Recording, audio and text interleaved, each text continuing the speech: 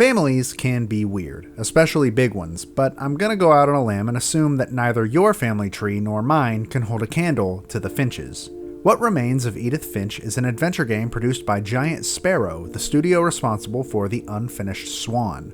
Originally released for the PC and PS4 in 2017, Edith Finch's PS4 version was riddled with texture loading problems that caused me to be curious about whether or not a Switch port would actually run all that well. To my pleasant surprise, the port runs very well and may in fact be a little more optimized than the original version of the game, but only slightly. In What Remains of Edith Finch, you play as the titular character Edith as she returns to the Finch home for the first time in years following the death of her mother. As she makes her way through the house, she narrates her experiences, learning about the unfortunate fates of the different members of the Finch family. The Finches are seemingly cursed, doomed to lose all but one child to carry on the family line, a curse that has followed them all the way from Norway to their home on Orcas Island in Washington State. Edith is the final surviving member of the family, writing about her experiences and discoveries exploring the house to pass them on to her child should she fall victim to this curse as well. As Edith enters each room, all kept the same as they were when the original owner died, the player is treated to a special segment detailing just how this ancestor met their untimely demise. Each of these segments plays differently from the last, some of them more than others, from Molly's time as a selection of animals to Calvin's experience doing what everybody wanted to do on the swing set as a kid. Each story in the game has its own unique feeling and attitude that will be sure to make any player curious about what the game does next. These keep the narrative interesting all the way through,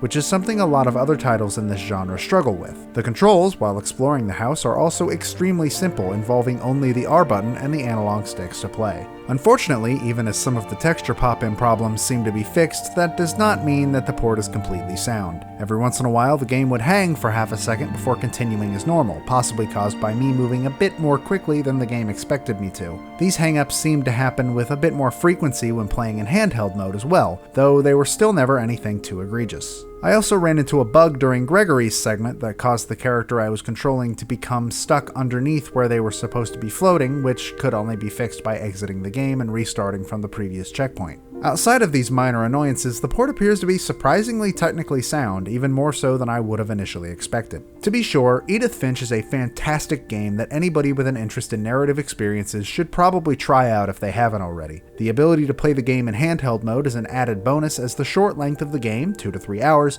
makes it perfect for something like a road trip or when trying to show the game to a family member who you think might be interested. With well-acted narration, plenty of variety in terms of gameplay, and a powerful tale that will have you coming back to find any details you might have missed, What Remains of Edith Finch is a must-have for any Switch owner who enjoys a captivating story.